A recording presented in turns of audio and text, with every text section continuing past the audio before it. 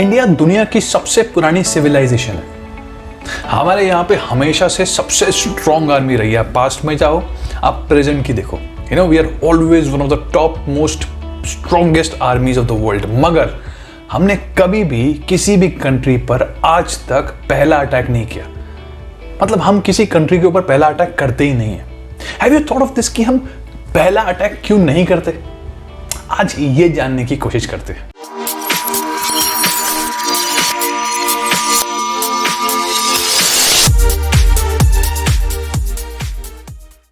नमस्कार and welcome back to finding India.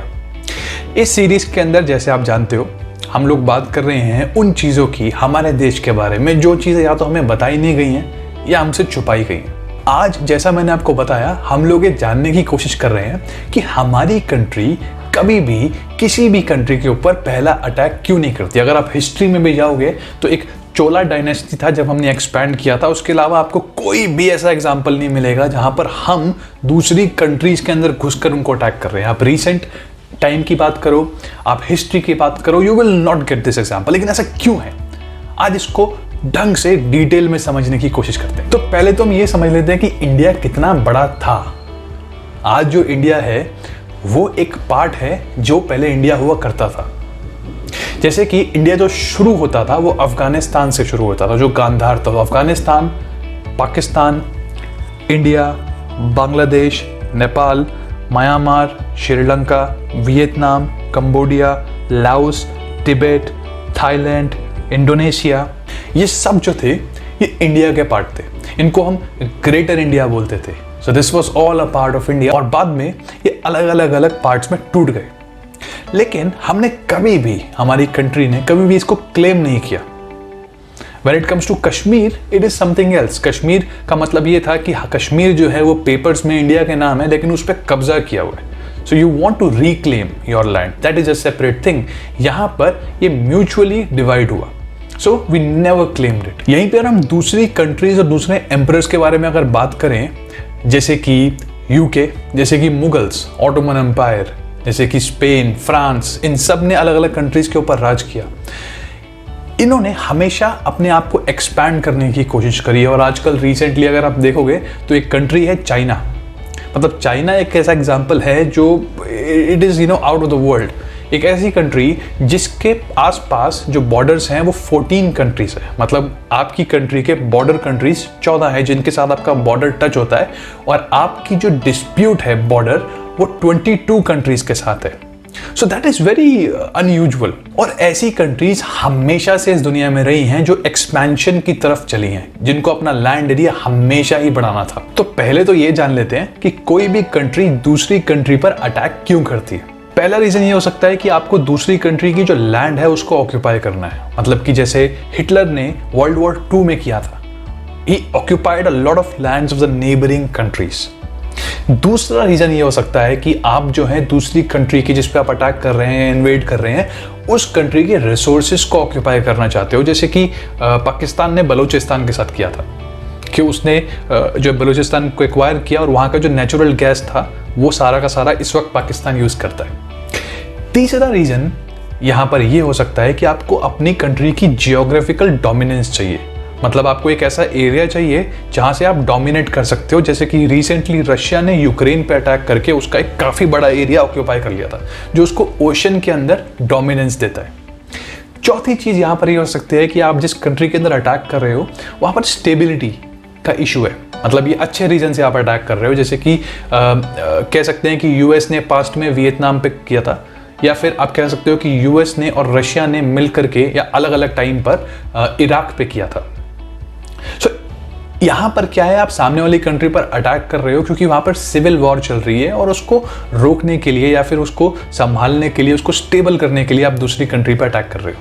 अब हम आते हैं मुद्दे की बात पे कि इंडिया जो है वो किसी और कंट्री पर पहला अटैक क्यों नहीं करता। मतलब हम इतनी स्ट्रॉन्ग आर्मी के बाद भी कभी भी अटैक करने के बारे में सोचते भी नहीं है। करना तो बात की बात है। इसका यह मतलब नहीं है कि हम लोग डरते हैं अटैक करने से। इसके पीछे बहुत बड़ा रीजन है। बेसिकली इसके पीछे 3 बहुत बड़े रीजन है जो हमारे लोग या हमारी आर्मी जो है वो बहुत अच्छे तरीके से फॉलो करती है। सबसे पहला रीजन जो है इसके पीछे है हमारी ट्रेडिशनल आइडियोलॉजी, हमारा कल्चर।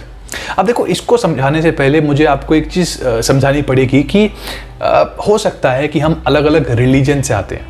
मतलब कि हम इस्लाम फॉलो कर सकते हैं, या क्रिश्चियन हो सकते हैं, या हिंदू हो सकते हैं, या फिर एथिस्ट हो सकते हैं, कोई और रिलीजन को फॉलो कर सकते हैं। मतलब कि हम जो है अलग अलग बैकग्राउंड से आ सकते हैं, लेकिन एक चीज़ तो पक्का है कि हमारी कंट्री की जो हिस्ट्री है वो सेम ही है। फॉर एग्जाम्पल, अगर मैं आपको बोलता हूँ, इफ लेट्स से कि अगर मैं हिंदू हूँ, तो मैं बोलूँगा कि गीता जो है वो मेरे लिए एक रिलीजियस बुक है। You know, if somebody comes in and says कि I don't believe in this religion, मैं इस धर्म में विश्वास नहीं करता, तो वो गीता को शायद ना माने एज अ रिलीजियस बुक, लेकिन वो गीता जो है ना, वही गीता उसके लिए हिस्ट्री बन जाती है। मतलब कि वो इंडिया की हिस्ट्री बन जाती है, बट वो कहीं ना कहीं एग्जिस्ट करती है। So either it is a religious book for you और it is a history for you. ऐसा नहीं है कि वो कहीं भी रेलिवेंस नहीं करती। और हमारी जो हिस्ट्री है, या किसी भी कंट्री की जो हिस्ट्री है, उसी से उसकी आइडियोलॉजी बननी शुरू होती है। And that is where it happens in India. So India के अंदर भी जो है ना, गीता, रामायण, ये सब जो है हमारी हिस्ट्री बनाते हैं, हमारे ट्रेडिशंस बनाते हैं, और इसके ऊपर हमारी आइडियोलॉजी बनती है।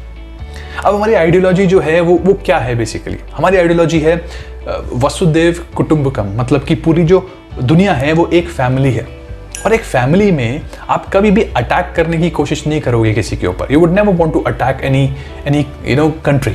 उसके बाद है लिव एंड लेट लिव। मतलब कि आप जियो और जीने दो। We have always believed in this कि सबको जीने का हक है, सब अपने हिसाब से अपनी जिंदगी को जी सकते हैं। उसके बाद जो एक बड़ी इंपॉर्टेंट चीज़ है ना, वो ये है कि जो धोखा है ना, धोखा, ट्रेचरी, ये कभी भी अच्छा नहीं माना जाता। मतलब वॉर के अंदर भी नहीं माना जाता।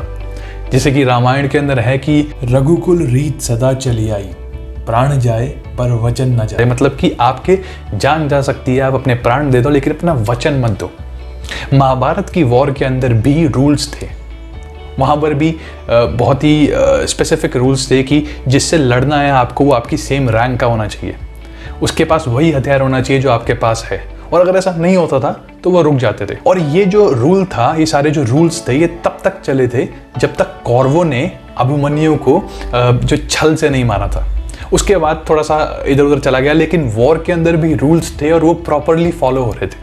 सो ये जो चीज़ें हैं ना, ये हमारी आइडियोलॉजी है। इसको हम ऊपर रख करके चलते हैं। अब इसका मैं आपको रीसेंट टाइप का एग्जांपल देता हूँ कि हम किस तरीके से इसको फॉलो कर सकते हैं। अभी जब चाइना ने इंडिया के ऊपर अटैक किया था गलवान वैली के अंदर, तो हमारे 20 जवान जो हैं, 20 सोल्जर्स जो हैं, वो वीरगति को प्राप्त हो गए थे। मगर उनमें से एक ने भी बंदूक उठा करके गोली नहीं चलाई थी। ऑल्दो उनके भी 50 से लेकर के 100 सोल्जर्स मारे, मगर बिना बंदूक के, बिना गोली के। इसके पीछे सिर्फ यही रीजन था कि हमने एक ट्रीटी साइन करी हुई है, हमारी सरकार ने एक ट्रीटी साइन करी हुई है कि आप जो है बंदूक नहीं चलाएंगे बॉर्डर के ऊपर। मतलब आप मर रहे हो, आप वीरगति को प्राप्त हो गए, लेकिन आपने बंदूक नहीं उठाई। These are the kind of rules that we follow. अब इतने सारे रूल्स फॉलो करने में क्या होता है ना, जब हमारा ट्रेडिशन कहता है, आइडियोलॉजी कहती है कि आपको ये चीज़ें करनी है, उसमें एक प्रॉब्लम होती है। जैसे 1965 वॉर में हुआ था कि जब इंडिया ने पाकिस्तान के साथ लड़ाई करी थी, पाकिस्तान ने इंडिया पर अटैक किया था। इंडिया ने रिटेलिएट करते हुए लाहौर तक ऑक्यूपाई कर लिया था, लेकिन उसके बाद जब नेगोशिएशन हुआ तो हमने उसको वापस कर दिया था, सारा का सारा एरिया। क्योंकि आप जब बहुत ज़्यादा जो है आइडियोलॉजी फॉलो करते हो और रूल्स फॉलो करते हो, तो उसके अंदर आपको नेगोशिएशन में कहीं ना कहीं नीचे होना पड़ता है। दूसरा सबसे बड़ा रीज़न जो है जिसकी वजह से हम दूसरी कंट्री के ऊपर अटैक नहीं करते हैं किसी भी, वो है हमारी एजुकेशन। एजुकेशन जो है वो इंडिया में बहुत पहले से है। जब दूसरी कंट्रीज़ के अंदर और दूसरे ट्रेडिशंस के अंदर, उनकी सिविलाइजेशंस के अंदर इतनी ज़्यादा पढ़ाई नहीं थी, तब से हम पढ़ रहे हैं। मतलब कि दुनिया की सबसे पुरानी यूनिवर्सिटीज़ हमारे पास हैं, जैसे कि तक्षशिला और नालंदा। और जितनी ज़्यादा हमको एजुकेशन दी जाती है, जितनी ज़्यादा हम लोग पढ़ाई करते हैं, जितना ज़्यादा हम लोग जो है आगे बढ़ते हैं एजुकेशन के अंदर, उतनी ज़्यादा हमारी टॉलरेंस बढ़ती है। So we are extremely tolerant, although a lot of people से हमारी कंट्री के अंदर कि हम ही टॉलरेंट नहीं है, but the more educated you are, the more tolerant you are. So we are very tolerant. और अगर आप यहाँ देखोगे तो हमारे वेदों में भी ये लिखा हुआ है कि जो ब्राह्मण हैं वो बेसिकली यज्ञ करते हैं, मतलब भगवान को याद करते हैं, भगवान की पूजा करते हैं। और क्षत्रियों का जो एक धर्म है वो ये है कि वो दो काम करते हैं।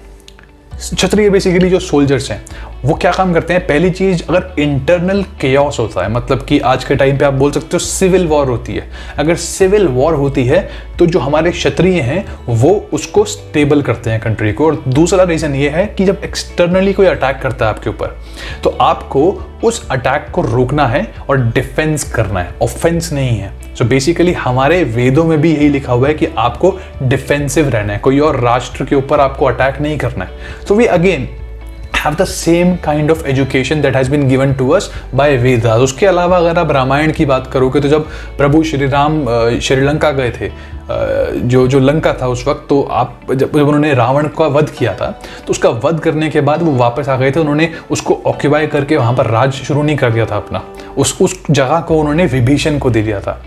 और वही चीज़ हम आज भी फॉलो करते हैं। आपको मैं बताता हूँ वो आज भी हम कैसे फॉलो करते हैं। जब पाकिस्तान के दो हिस्से हुआ करते थे, ईस्ट पाकिस्तान और वेस्ट पाकिस्तान, तो जो फिलहाल इस वक्त जो है उसका एक हिस्सा बांग्लादेश है, उस वक्त क्या हुआ था कि पाकिस्तान के अंदर जो इस वक्त बांग्लादेश है उस एरिया के अंदर बहुत ज़्यादा रेप्स हुए थे, around 10 lakh reps, 30-40 lakh murders. अब ये जो था ये रिपोर्टेड था, मतलब कि ये तो रिपोर्ट्स में है कि इतना हुआ था। यू कैन इमेजिन कि कितना ज़्यादा वहाँ पर जो है माहौल ख़राब होगा कि it is like 10 lakh reps and 30 lakhs murders. It was really miserable the situation of Bangladesh.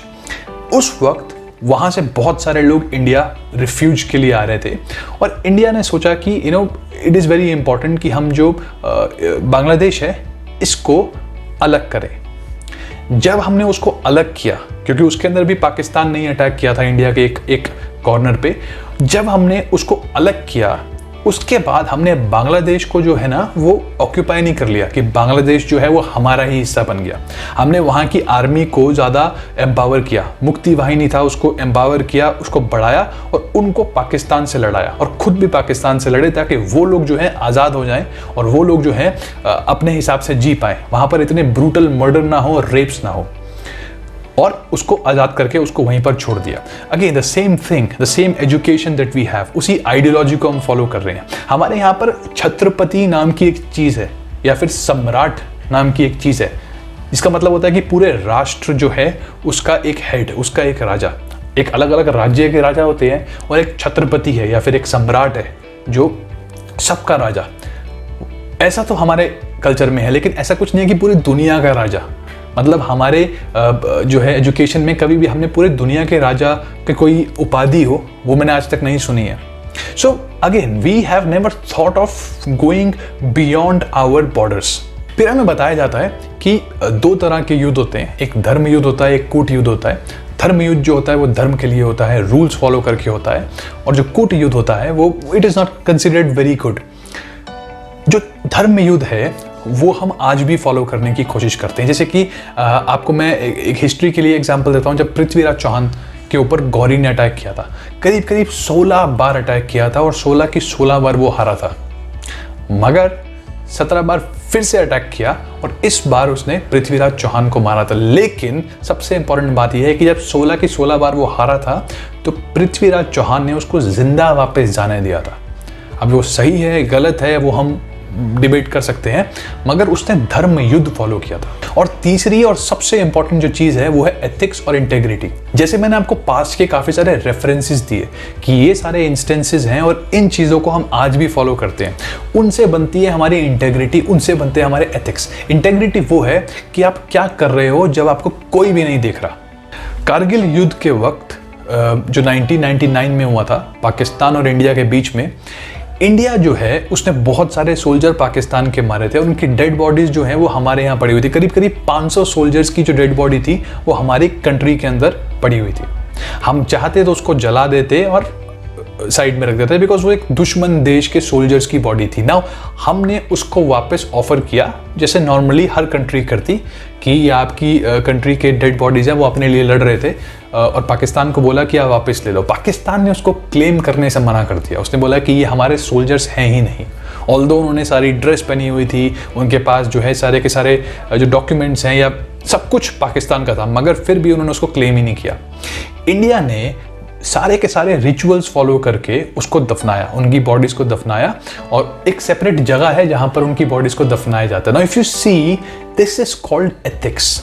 हमारी आर्मी ने उस वक्त भी एथिक्स फॉलो किए, जो लोग उनको मारने आए थे, और जिन लोगों को उन्हीं की कंट्री ने वापस लेने से मना कर दिया उनकी डेड बॉडीज को, उनकी डेड बॉडीज को भी हमने जो है वो दफनाया उन्हीं के रिचुअल्स के हिसाब से।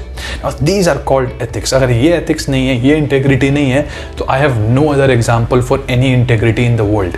अगली चीज जो जिसके अंदर इंपॉर्टेंट है हमारे एथिक्स का, वो सबसे बड़ा रीजन जो है ना कहीं वो कर्मा है। मतलब एक होता है कि आपको पता है कि यार ये चीज़ हमारे पास वापस आएगी। हमने दुनिया को कुछ चीज़ें दी हैं, मतलब हमने उनको योग दिया है, उनको गुरु वर्ड दिया है, हमने उनको कहीं ना कहीं कर्मा वर्ड भी दिया है। ये वर्ड जो है ना, ये बहुत ही इंपॉर्टेंट है हमारे लाइफ में। अगर ये ना हो तो हम तो कुछ भी करते रहेंगे इस दुनिया में। जैसे कि लॉ होता है हमें रोकने के लिए गलत काम करने से, वैसे ही जो कर्मा वर्ड है ये हमारे लिए एक तरीके से पर्सनल लॉ है, कि हमें कहीं ना कहीं एक डर होता है कि अगर मैं ये करूंगा तो शायद ये घूमकर वापस मेरे पास आ सकता है। सो वो डर जो है वो हमें गलत काम करने से रोकता है, और उसी वजह से हमारे एथिक्स और इंटेग्रिटी जो है वो हमेशा बने रहते हैं। तो ये थे वो 3 बड़े रीजन जिसकी वजह से हमारी आर्मी किसी और कंट्री के ऊपर अटैक नहीं करती है। अगर आपको हमारे टॉपिक पसंद आए, हमारी रिसर्च पसंद आई, तो आप जो है इस वीडियो को थम्स अप दे सकते हैं। You can subscribe our channel, और also if you're watching us on Facebook, you can follow our page। और हमने एक सेपरेट चैनल बनाया है for Finding India, जिसके अंदर हम सिर्फ इंडिया की अलग चीज़ों की बात करेंगे। तो you can go there, you can see the link in the description, आप उसको सब्सक्राइब कर सकते हो, and you will see much more videos like this in future also। Thank you so much for watching। जय हिंद, नमस्कार।